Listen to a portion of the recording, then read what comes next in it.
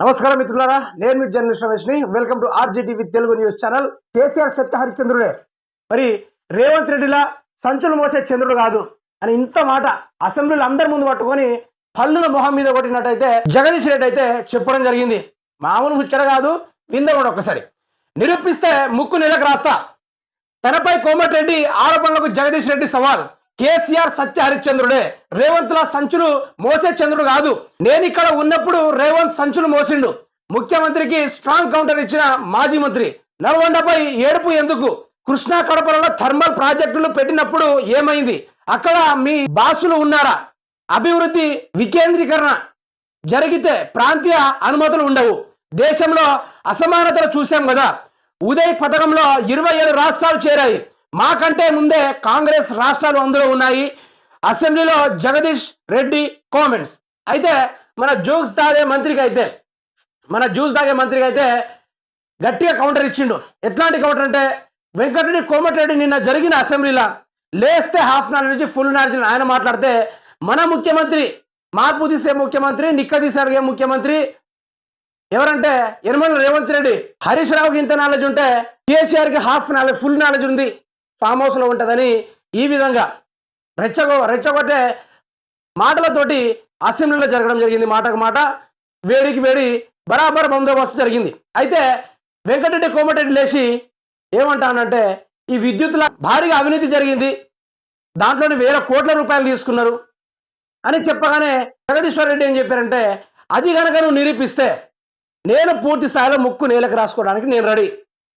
మా కేసీఆర్ సత్య హరిశ్చంద్రుడే, మరి మీ రేవంత్ లాగా సంచులు మోసే చంద్రుడు కాదు కదా అని చెప్పిండు. అందరికీ తెలుసు, తెలంగాణ రాష్ట్ర ప్రజలకు తెలుసు సంచులు మోసిండని. ఓటుకు నోటు కేసులో దొరికిండు, 4 నెలలు జైల్లో ఉండి తిహార్ జైల్లో చిప్పకూడి దినొచ్చిండని అందరికీ తెలుసు. నిన్న అసెంబ్లీలో ఎట్లా చెప్పిల్లాయా? రేవంత్ రెడ్డికి మేము అడిగేదానికి సమాధానం చెప్తున్నాడు, కానీ ఆయన పాత రోజులు ఎట్లా సంచులు మోసాడు, ఏ జైల్లో ఎట్లా చిప్పకూడి తిన్నాడు అనే దానిపైన బాగా మొత్తం నిజాలు తనకు తానే బయట పెడుతున్నాడని నిన్న హరీష్ రావు కానీ జగదీశ్వర్ రెడ్డి కానీ వాడావేడిగా తెలపడం జరిగింది.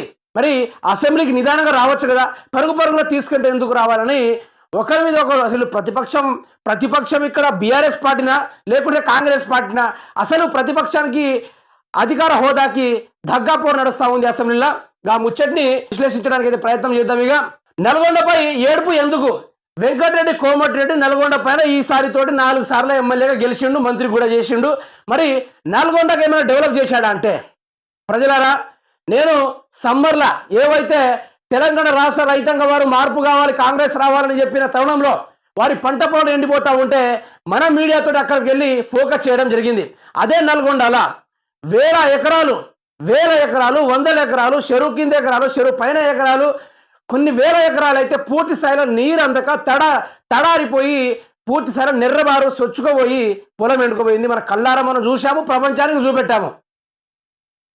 పొట్టకొచ్చే నెల పైరు అప్పుడే బయటికి తీసుకునే 4 నెలల పంట, 3 నెలల పంట చేతికొచ్చి 1 నెలని ఆగిపోతే ఏ విధంగా ఉంటుందో రైతు కన్నీళ్లు దిగమింగేలా చేసింది ఇదే నల్గొండ మంత్రి వెంకటరెడ్డి కోమటిరెడ్డి. మరి ఏం చేసిండు ఆయన నల్గొండ కంటే, అక్కడ ఉదయ సాగరం అయితే ఏదైతే ఉందో ఆ ఉదయ సాగరం నీళ్లు ఉంచుకొని కూడా ప్రజల కోసం ఇడవలేని కాంగ్రెస్ సర్కార్ ఇది. కాంగ్రెస్ సర్కార్ కాదు, వెంకటరెడ్డి కోమటిరెడ్డిది. అక్కడ చుట్టుపక్కల ప్రజలను తెలుసుకున్నాము, అక్కడ చుట్టుపక్కల గ్రామాలకు వెళ్ళాము. ఆడ వెళ్ళి చూసుకుంటే మాత్రము నీళ్లు కూడా ఇయ్యలేని మంత్రి ఈయనే. ఎవరైనా తన నియోజకవర్గాన్ని వేల కోట్ల రూపాయలు తీసుకొచ్చి అభివృద్ధి చేసి చూసింటాం, కానీ ఈయన ఉన్న ప్రదేశాన్ని ఎండబెట్టిండు. అటువంటి వెంకటరెడ్డి కోమటిరెడ్డి అసెంబ్లీలో ఏం మాట్లాడతారో తెలియదు, ఏ దాని మీద గురించి మాట్లాడతారో తెలియదు. విద్యుత్ శాఖ పైన అవగాహన ఉందా అంటే దాని మీద కూడా అవగాహన లేదు.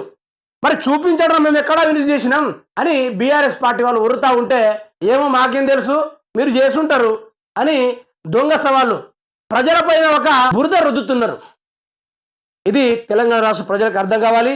రేవంత్ రెడ్డి మార్పు తీసుకొచ్చుడు ఏముండదాడా, నిక్కదీసి అడిగే మునగాడేం లేదాడా, ప్రశ్నించే గొంతుకు ఉండదు, ప్రజలకు న్యాయం జరగదు.